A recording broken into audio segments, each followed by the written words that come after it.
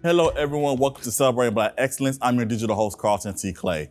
Our next guest is an actor, writer, producer, and director. I'm here with Mr. Javon Johnson. How you doing today, sir? I'm doing wonderful, man. Happy to be here. Oh, awesome. Thank you for being here for Celebrating Black Excellence. We celebrate you and everything that you have going on.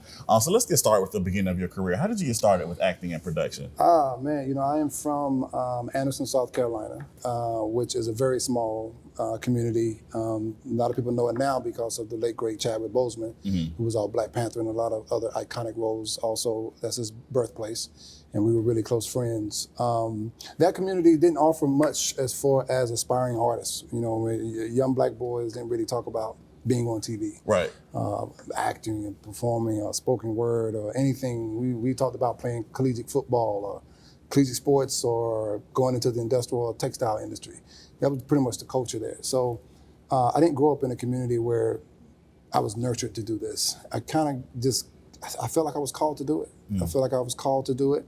I didn't know what I was doing as I was kind of matriculating into this field. I wasn't going to go to college. My high school choir director at the time saw me walking through the hallway my senior year and said, "You're going to go to college." And most people, my mother's side of the family, which I was raised on, that wasn't the goal. We didn't really go to college, so that was a foreign idea to me. But I ended up going to South Carolina State University because he got me a choir scholarship, and I can't sing.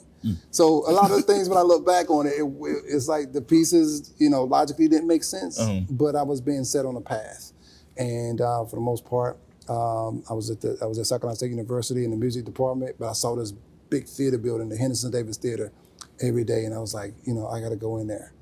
And I went in there, and it just kept going from there. That's awesome. That's awesome. Now, you have a play called Sanctified. Yeah. Written, produced, directed by you. Yeah. Can you please tell us about that production? Yeah, man. It's a hilarious gospel musical comedy. So you're going to get a lot of your old traditional hymns, but you're also going to get a lot of other genres of music. It's about a young pastor who comes into the church with some grand ideas about the upcoming revival. And it's a small southern church that has been running on tradition for the last 100 years. So we got the elders in the church who want things the way they've had them.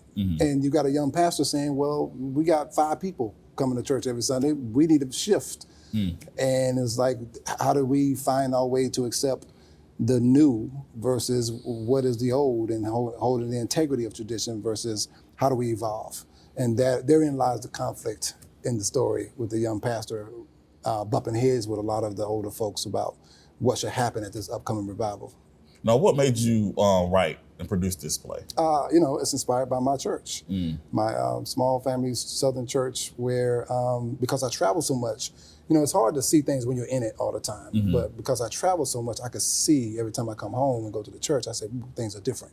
And I saw a young pastor come in, and I saw him last about 3 years before he was gone. And he came in with a lot of young energy and brand new ideas, and didn't sit well with everybody at the church. And I saw where the youth was involved at one point, and then later on, there was no youth present at all in the church.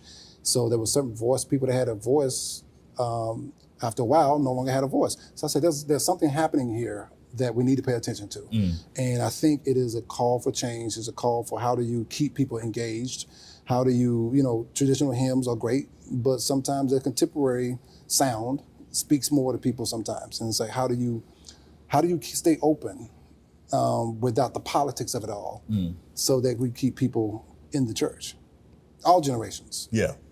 So that's what, yes. Got you. Now, Sanctified will be taking place at the Kroc Center Saturday, November 11th, from 2 shows, 2 and 7 p.m. Yep. Now, why should people come and see this show? Listen, you should come see it simply because you don't want somebody else to tell you about the great time they had when they saw it and you didn't make it. Right. Because that's what's going to happen. Most people come back and see the show 2 or 3 times if they can. It's just a hilarious, fun show. It's for everybody, all generations, for young people. It's for grandma, it's for grandkids. You don't want to bring the baby, you got to hold him, with the little milk bottle, because, but if they can talk and walk and understand, they probably going to enjoy the show. But it's just a good, fun time. Also with something to say, it's a play that has something to say about the state of the church. And it's just beyond the church, it's about the mindset when it comes to evolving. It's just in life, because life has to evolve. Right. Absolutely. That's awesome. Now, why did you choose the city of Augusta to come bring your play? Well, you know what? The city of Augusta kind of chose to play. Okay. Denise Williams, who some people may know from her productions, with Denise Williams Productions, saw the production in Atlanta and inquired about bringing it to the Augusta area. So I was very open to it, and so I said, "Yeah, let's do it." So awesome, that's good. Well, we're glad to have you so much, definitely. I do want to talk about this VPN Mag. You were on the cover of VPN Mag. This is my magazine, by the way. You graciously graced the cover. We did an interview with you on that, and I just want to publicly say thank you for taking the time out for being a part of the magazine. How does it feel to be acknowledged for the things you've contributed to the arts community? Well, you know, it's kind of twofold for me. One is always, I've been told that, hey, appreciate that, right? Which I do. But also my mindset is I don't do it for that. You know what I mean? Because my acknowledgement is in the effectiveness of what I do. You know, did I inspire somebody? Did I encourage somebody? Did I help somebody else grow? Did I contribute to humanity in a way that's positive? That is my gratification. That's my acknowledgement. Because I teach as well, I consult, I do a lot of things. So when I see other people grow into their dreams, into their passions, and into their purpose, that's really all I need. So if I get a thank you for that, or if I get acknowledgments for that, that's great. You know, it's kind of like the icing on the cake, but it's not the cake for me. Gotcha. You know what I mean? Yeah, gotcha, definitely, for sure. What advice or words of encouragement could you give somebody who wants to get into film, TV, and or theater? Pray. I used to pray anyway. No, but I say that jokingly, but it's a tough industry. I mean, the entertainment industry across the board is just a tough industry. You really have to know why you want to do it. Know your purpose, right? Because the truth of the matter is there's a lane for everybody.